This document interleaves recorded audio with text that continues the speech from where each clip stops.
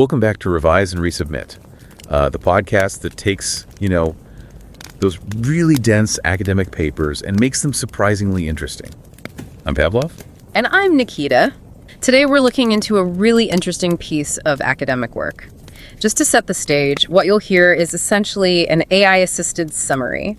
It's based on a very rigorous article published in New Media and Society. And that's a top journal, right? Exactly. It's Scopus Q1 Index. So for anyone maybe less familiar with academic publishing, that means it's in the top tier, very high standard, peer-reviewed research. Good to know. The researchers behind this are Yadong from Western Washington University and Yachao from the College of New Jersey. And their work, I think, carries a really powerful message, sort of reminding us that reading deeply affirms that wisdom, empathy, and human understanding aren't optimized, they're lived. That's a great quote. It really is. Yeah. So even if academic papers aren't your usual thing, we genuinely encourage you, make some time, read this thoughtfully crafted article yourself. Seriously, the link is right there in our show notes. Definitely worth a look. And we're hoping this discussion is maybe helpful for those of you just starting out on your own research path, kind of showing how these explorations begin, how you take complex stuff and, well, make it understandable. Yeah, absolutely. So the paper itself is called OnlyFans Use and Satisfactions with Oneself and Others, the Role of Upward Social Comparison. It's really diving into this huge platform, OnlyFans, that hasn't seen a ton of research yet. Right. And the core question they're tackling is, how does using OnlyFans relate to how people feel about themselves, sexually speaking, and also about their relationships? Okay, so OnlyFans, it's definitely a name most people have heard by now. But maybe just quickly, what exactly is it and how is it different from, say, traditional pornography? Sure. So at its base, it's a subscription platform. Users pay creators directly, often for sexually explicit content.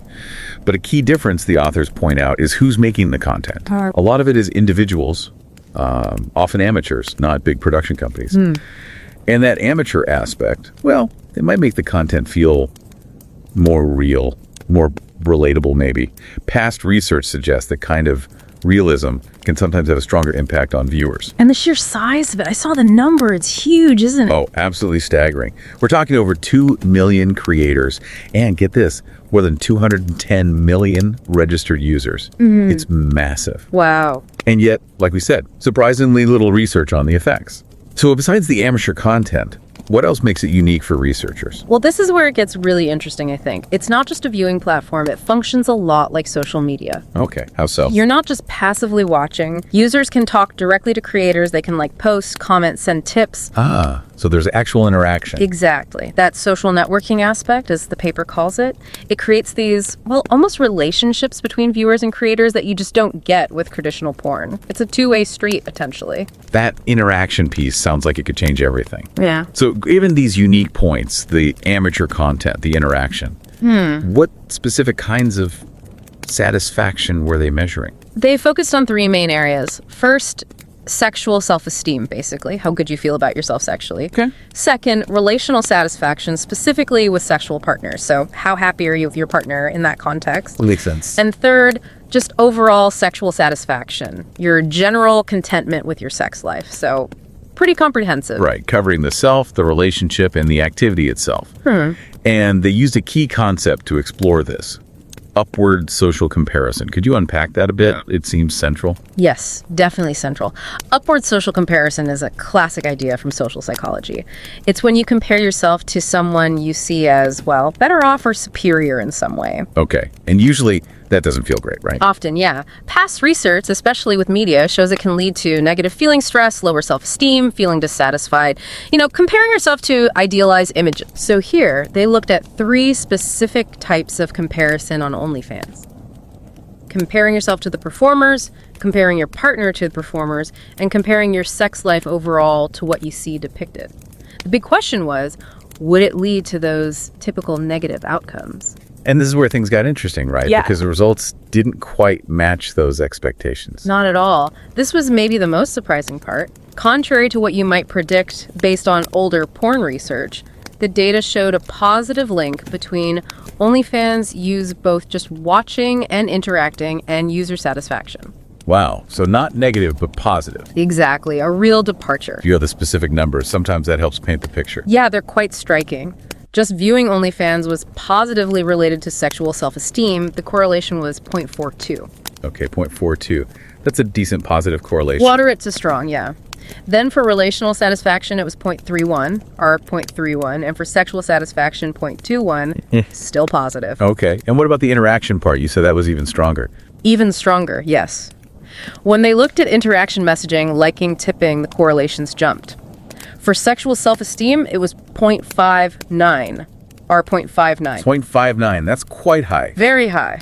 For relational satisfaction, 0.45 or 0.45, and for sexual satisfaction, 0.46 or 0.46. So these are strong positive links. The idea that it would be negative, completely flipped on its head. That really is counterintuitive, especially the role of upward comparison in all this. So instead of making people feel worse, comparing themselves to creators was actually linked to feeling better. That's what the data suggests. It implies that for these users, the comparison wasn't demotivating. It was maybe more like inspiration or seeing possibilities for improvement, not feeling inadequate, but maybe motivated. Okay, so why? Why would OnlyFans be different? What's driving this positive effect? The authors suggest a few things. A big one seems to be that interactive nature we talked about. Active engagement, the messaging, the liking seems to contribute more positively than just passively watching. Right, the active participation. Yeah. They mention concepts like subscription intimacy, this idea that users might feel like they're being a more personal connection, maybe like a boyfriend experience in some cases. It's just a different kind of engagement. And what about the content itself? You mentioned the amateur aspect earlier. Exactly. Relatability seems key. Because creators are often amateurs, their bodies, their scenarios might feel more authentic, more, achievable than the super idealized stuff in professional porn. Less intimidating, maybe. Less likely to trigger body image issues. Potentially, yeah. It could reduce that anxiety. Plus, creators can sometimes tailor content, offer personalized things. That's very different from mass-produced media. And that interaction, that relatability, it also led to something else important, didn't it? Something about learning. Yes. Knowledge acquisition. This was fascinating. Users reported learning things, both factual stuff, declarative knowledge, like learning about STDs or consent. Okay, practical information. And also procedural knowledge, the how-to stuff, like how to ask for consent or how to feel more comfortable with certain desires or kinks. And how are they learning this? Through talking directly with creators, watching them, even through discussions in the community sections. So it wasn't just entertainment, it was functioning as a learning space too. Which then feeds back into feeling more satisfied, presumably, more confident, more skilled. Exactly. It translates into real-world benefits, reinforcing that positive loop with satisfaction. It's a genuine learning effect. That's a really different way to think about consuming this kind of media. What about different groups of users? Did gender or sexual orientation play a role in these findings? They did look into that, yeah. Though it's important, as the authors are careful to note, that the sample had some limits. Fewer women, transgender individuals, and other sexual minorities participated than they would have liked for strong conclusions about those specific groups. Okay, noted. But what did they find among the participants they did have? Well, first, regarding baseline satisfaction, just how satisfied people were before considering OnlyFans use heterosexual participants generally reported higher levels. This kind of matches other research showing sexual minorities sometimes report lower sexual satisfaction overall. Right, that baseline difference is known. But what about the effect of OnlyFans? This is where it gets really interesting for those groups. The positive links between OnlyFans used both viewing and interaction, and things like sexual self-esteem and sexual satisfaction, they were found to be even stronger for the sexual minority participants. Really? So potentially more beneficial for them? That's what the data hints at. It suggests OnlyFans might offer something particularly valuable or affirming for sexual minorities, maybe avenues for exploration or validation that are harder to find elsewhere. That's a significant finding. What about gender differences? The gender picture was a bit more nuanced. Women who used OnlyFans seemed less likely to compare themselves or their partners to the performers. Interesting. Maybe better at keeping a distance, mentally. Perhaps, or maybe their comparison patterns are just different. Men, on the other hand, showed a stronger positive link between interacting on OnlyFans and making those upward comparisons. Okay, so some difference in comparison behavior. But did that translate into different satisfaction outcomes between men and women? Not really, according to the study. Overall, they didn't find that gender significantly changed how satisfied men versus women felt after using or interacting on OnlyFans. The positive relationship with satisfaction seemed to hold up regardless of gender, mostly. So broadly speaking, the satisfaction benefit seems largely gender independent, even if the comparison mechanisms differ slightly. That seems to be the implication, yes. So, wrapping up the core findings. Using OnlyFans, especially interacting, seems linked to higher satisfaction, self-esteem, relational, sexual. And that upward comparison, surprisingly, seems to fuel inspiration and learning, not drag people down. It really challenges that old narrative, doesn't it? That sexually explicit media is inherently negative for satisfaction. This study says, well, hang on, depends. Active engagement, relatability, interaction, these things matter. It's a big theoretical contribution. Absolutely. And for anyone listening who's maybe just starting in research, think about the practical side. This study basically calls for more research, right? We need to understand these platforms better, especially for diverse groups. Definitely. And the positive signs for sexual minorities and women, it suggests maybe these new tech platforms could actually disrupt some of the old, maybe more rigid, heteronormative patterns in pornography. It opens up new questions about sexual communication. And for those researchers, it's also crucial to look at the study's limitations, not as criticisms, but as guides for what needs to be done next. Good point. What were the main ones here? Well, as we mentioned, it's cross-sectional data, a snapshot. It shows a relationship, but doesn't prove cause and effect. Did OnlyFans cause the satisfaction, or are more satisfied people drawn to OnlyFans? We don't know for sure. So we need studies over time, or experiments. Exactly, longitudinal or experimental designs. Also, the sample limitations, especially for sexual minorities, mean we need broader, more representative samples to generalize confidently. Okay, anything else? They also noted they didn't measure how reciprocal the interactions were. Is it mostly users talking at creators, or is there real back and forth? That could matter. The quality of the interaction. Right. And finally, focusing on just the user's single most consumed creator might not capture the whole picture if someone follows dozens of creators. It simplifies things, but maybe misses some complexity. And like you said, these aren't flaws, they're roadmaps.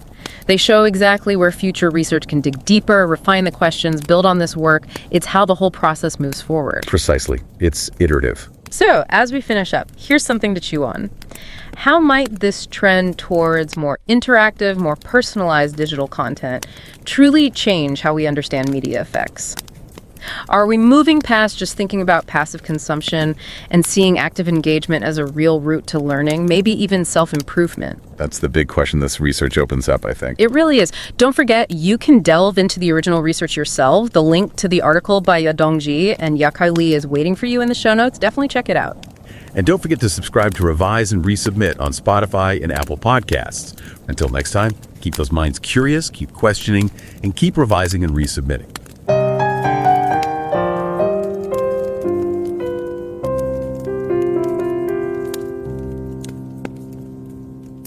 Revise and রিসাবমিটে স্বাগতম। আমি Pavlov. আর আমি নিকিতা। আচ্ছা, আজকের আলোচনাটা তাহলে একটা গবেষণাপত্র নিয়ে, তাই তো? যার সারসংক্ষেপ তৈরিতে একটা লার্জ ল্যাঙ্গুয়েজ মডেল বা এলএলএম সাহায্য করেছে। হ্যাঁ, ঠিক। আমরা কথা বলবো নিউ মিডিয়া অ্যান্ড সোসাইটি জার্নালে প্রকাশিত একটা পেপার নিয়ে। আর এটা কিন্তু স্কোপাস Q1 লিস্টেড। ও, তার মানে তো বেশ গুরুত্বপূর্ণ জার্নাল। একাডেমিক বিশ্বে এর মান বেশ উঁচু। একদম। পেপারটার লেখক হলেন Yadong Ji, Western Washington University থেকে, আর Yachao Li, the College of New Jersey থেকে। দুজনেই ইউএসের। আলোচনার গভীরে যাওয়ার আগে একটা জরুরি কথা বলে নেওয়া ভালো। মানে যখন আমরা কোনো কিছু খুব মন দিয়ে পড়ি, তখন কিন্তু আমাদের বোধ, সহানুভূতি এগুলো বাড়ে। ঠিক। এগুলো তো আসলে অপটিমাইজ করার জিনিস না, এগুলো জীবনে চলার পথে অর্জন করতে হয়। সেজন্যই একটা অনুরোধ থাকছে, এই চ্যানেল সাবস্ক্রাইব করুন বা না করুন, এই যে গবেষণাপত্রটা কথা বলছি, এটা পড়ার জন্য একটু সময় বের করলে খুব ভালো হয়। লিঙ্কটা শো নোটসে দেওয়া থাকবে। অবশ্যই। এটা বেশ ভাবনা চিন্তা করে পরিশ্রম করে লেখা একটা কাজ। আমাদের আজকের লক্ষ্য হলো এই পেপারটাকে সহজ করে তুলে ধরা, বিশেষ করে তাদের জন্য যারা সবে একাডেমিক রিসার্চের জগতে আসছেন বা নিজেরা গবেষণা শুরু করবেন ভাবছেন। হ্যাঁ, যাতে তারা মূল বিষয়বস্তু আর পদ্ধতিটা ধরতে পারেন। তো রিসার্চটা হচ্ছে OnlyFans প্ল্যাটফর্ম নিয়ে। আচ্ছা, ওই যে সাবস্ক্রিপশন ভিত্তিক সাইটটা যেখানে মূলত অ্যাডাল্ট কন্টেন্ট থাকে? হ্যাঁ, এবং যেখানে ব্যবহারকারীরা কন্টেন্ট ক্রিয়েটার্সদের সাথে সরাসরি যোগাযোগও করতে পারে, এটাই একটা বড় বৈশিষ্ট্য। আর এই গবেষণাটা দেখতে চেয়েছে যে এই OnlyFans ব্যবহার করা, মানে কন্টেন্ট দেখা বা ক্রিয়েটার্সদের সাথে কথা বলা, এটার সাথে ব্যবহারকারীর বিভিন্ন রকম সন্তুষ্টির কি সম্পর্ক? ঠিক, যেমন ধরুন তাদের সেক্সুয়াল সেলফ এস্টিম বা যৌন আত্মসম্মান, সঙ্গীর সাথে সম্পর্কের ব্যাপারে সন্তুষ্টি মানে রিলেশনাল স্যাটিসফ্যাকশন, আর সেক্সুয়াল স্যাটিসফ্যাকশন বা যৌন সন্তুষ্টি। ওহ, বেশ কয়েকটা দিক। হ্যাঁ, এবং সাথে আরও একটা জিনিস দেখা হয়েছে, আপওয়ার্ড সোশ্যাল কম্প্যারিজন, মানে লোকে প্ল্যাটফর্মের পারফর্মার্সদের সাথে নিজেদের কতটা তুলনা করছে। তুলনা? কি রকম তুলনা? ধরুন নিজের সাথে পারফর্মারদের তুলনা বা নিজের সঙ্গীর সাথে পারফর্মারদের তুলনা, এমনকি নিজের সেক্সুয়াল লাইফের সাথে প্ল্যাটফর্মে যা দেখানো হচ্ছে সেটার তুলনা। এই তুলনার প্রভাবটাও দেখা হয়েছে।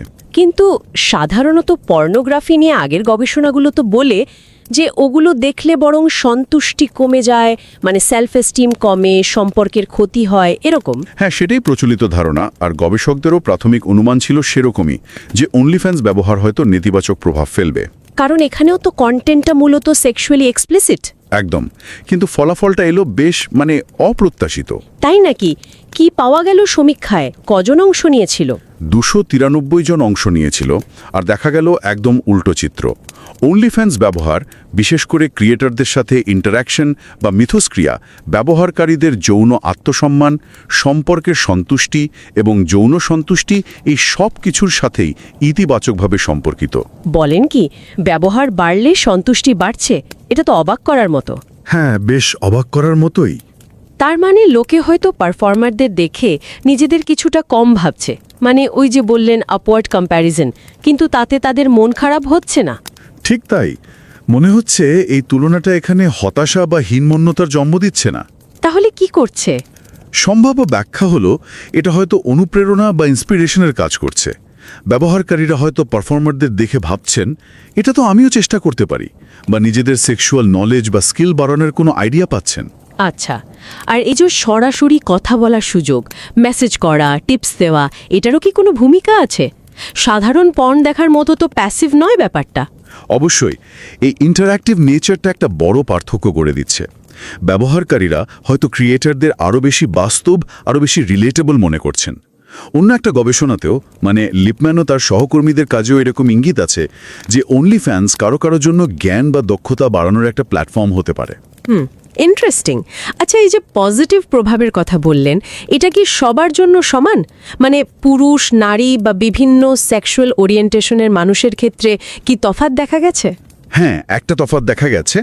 যারা সেক্সুয়াল মাইনরিটি, যৌন সংখ্যালঘু, তারা হেটেরোসেক্সুয়াল বা বিষমকামী অংশগ্রহণকারীদের চেয়ে যৌন আত্মসম্মান আর যৌন সন্তুষ্টির ক্ষেত্রে বেশি পজিটিভ প্রভাব অনুভব করেছেন বলে মনে হয়েছে। ও, আর পুরুষ ব্যবহারকারীরা? পুরুষ ব্যবহারকারীরা নারীদের চেয়ে বেশি আপওয়ার্ড কম্প্যারিজন করেছেন নিজেদের এবং সঙ্গীদের সাথে পারফর্মারদের তুলনা। তবে সন্তুষ্টির উপর যে সামগ্রিক পজিটিভ প্রভাব, সেটা লিঙ্গভেদে খুব একটা আলাদা ছিল না। বোঝা গেল।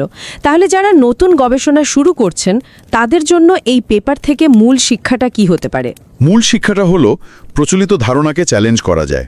এই গবেষণা দেখাচ্ছে যে OnlyFansের মতো ইন্টারঅ্যাক্টিভ প্ল্যাটফর্মের ব্যবহার, যেখানে আপওয়ার্ড কম্প্যারিজন হয়তো ইন্সপিরেশন হিসেবে কাজ করে, সেখানে ব্যবহারকারীর সন্তুষ্টি বাড়তেও পারে। তার মানে সেক্সুয়াল কন্টেন্টের প্রভাব সবসময় একরকম হবে এমন ভাবার কারণ নেই। প্ল্যাটফর্মের ধরন, ইন্টারঅ্যাকশনের সুযোগ, এগুলো গুরুত্বপূর্ণ। একদম। তবে হ্যাঁ, সীমাবদ্ধতাগুলো মনে রাখতে হবে। এটা তো ক্রস সেকশনাল স্টাডি, মানে কোনটা কারণ আর কোনটা ফল সেটা নিশ্চিত করে বলা যায় না। ঠিক। আর স্যাম্পলে নারী বা সেক্সুয়াল মাইনরিটির সংখ্যা আর একটু বেশি হলে ভালো হতো। অবশ্যই। সবশেষে একটা প্রশ্ন কি রেখে যাওয়া যায় দর্শকদের ভাবার জন্য? হ্যাঁ, অবশ্যই। যেমন এই যে নতুন মিডিয়া প্ল্যাটফর্মগুলোর ইন্টারঅ্যাক্টিভ হওয়ার ক্ষমতা, এটা কি মিডিয়ার প্রভাব নিয়ে আমাদের ধারণাকেই বদলে দিচ্ছে? বিশেষ করে ব্যক্তিগত সন্তুষ্টি বা সেলফ পারসেপশনের উপরের প্রভাব। আর এই প্ল্যাটফর্মগুলো বিশেষ করে সেক্সুয়াল মাইনরিটিদের জন্য ভবিষ্যতে কি আরও সাপোর্টিভ কোনো ভূমিকা নিতে পারে? এই প্রশ্নগুলো নিয়ে ভাবা যেতে পারে। আর আবারও বলছি, মূল পেপারটা পড়ার জন্য সবাইকে উৎসাহিত করছি। লিঙ্ক তো শো নোটসে আছেই। ঠিক। আজকের আলোচনা এখানেই শেষ করা।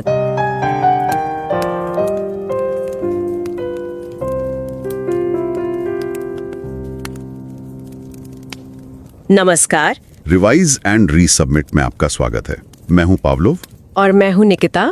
नमस्कार। आज हम एक काफी दिलचस्प अकादमिक स्टडी पर बात करने वाले हैं। हाँ, ये new media and society journal में पब्लिश हुई है। बिल्कुल, जो कि एक टॉप टियर मतलब स्कोपस Q1 जर्नल है।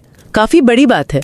हमने इसका सार समझने में एक LLM की मदद जरूर ली है, पर हमारी चर्चा का आधार वो ओरिजिनल लेख ही है। हाँ, उसे पढ़ना जरूरी है। इसके लेखक हैं Yadong Ji, Western Washington University से, और Yachao Li, the College of New Jersey से। दोनों USA से हैं। और सच कहूं तो इस तरह के लेख पढ़कर लगता है कि समझ और सहानुभूति ना वो बस जानने से नहीं, जीने से आती है। सही बात है। तो हमारी श्रोताओं से गुजारिश है, चाहे आप चैनल सब्सक्राइब करें या ना करें, इस लेख को जरूर पढ़ें। लिंक हमने शो नोट्स में डाल दिया है। बिल्कुल पढ़ना चाहिए। ये चर्चा खास उन लोगों के लिए भी मददगार हो सकती है जो एकेडमिक रिसर्च में नए हैं, अपनी रिसर्च जर्नी शुरू कर रहे हैं। हाँ, क्योंकि हम इसे थोड़ा सरल तरीके से समझने की कोशिश करेंगे। तो हम समझने वाले हैं OnlyFans के इस्तेमाल और यूजर्स की संतुष्टि के बीच के रिश्ते को। संतुष्टि मतलब खुद से, दूसरों से। बिल्कुल, स्टडी का फोकस यही था। मतलब OnlyFans का इस्तेमाल, जैसे कंटेंट देखना या क्रिएटर से बात करना, ये आपके यौन आत्मसम्मान पर, आपके अपने पार्टनर के साथ रिश्ते की संतुष्टि पर और ओवरऑल यौन संतुष्टि पर क्या असर डालता है। अच्छा। और इसमें वो अपवर्ड सोशल कंपैरिजन वाली बात भी जांची गई। मतलब खुद की तुलना बेहतर समझे जाने वाले क्रिएटर्स से करना। ठीक है, तो खोलते हैं इस पिटारे को। आमतौर पे तो सुनते हैं कि पोर्नोग्राफी का इस्तेमाल संतुष्टि को कम करता है, नेगेटिव असर होता है। हाँ, ज्यादातर रिसर्च यही कहती है। तो क्या OnlyFans के साथ भी ऐसा ही है? यहीं पर बात काफी पलट गई। इस स्टडी में, जिसमें करीब 293 लोग थे, नतीजे पिछली रिसर्च से बिल्कुल अलग थे। अलग मतलब? आंकड़ों ने OnlyFans का इस्तेमाल और संतुष्टि के बीच एक पॉजिटिव रिश्ता दिखाया। पॉजिटिव? सच में? खासकर तब जब सिर्फ देखा नहीं, बल्कि क्रिएटर्स के साथ बातचीत यानी इंटरैक्शन भी किया गया हो। अरे वाह, ये तो बिल्कुल उम्मीद के उलट है। शोधकर्ताओं ने क्या वजह बताई इसकी? तो उन्होंने वही अपवर्ड सोशल कंपैरिजन वाली थ्योरी पर गौर किया। मतलब क्या यूजर अपने साथी की या अपनी सेक्स लाइफ की तुलना OnlyFans क्रिएटर से कर रहे हैं और क्या इससे बुरा महसूस कर रहे हैं। हाँ, यही लगता है कि ऐसा ही होता होगा। H1, H2, H3, H4 इसी पर थे शायद। हाँ, हाइपोथेसिस यही थी कि ये तुलना संतुष्टि कम करेगी। H1 से H4 तक यही अनुमान था।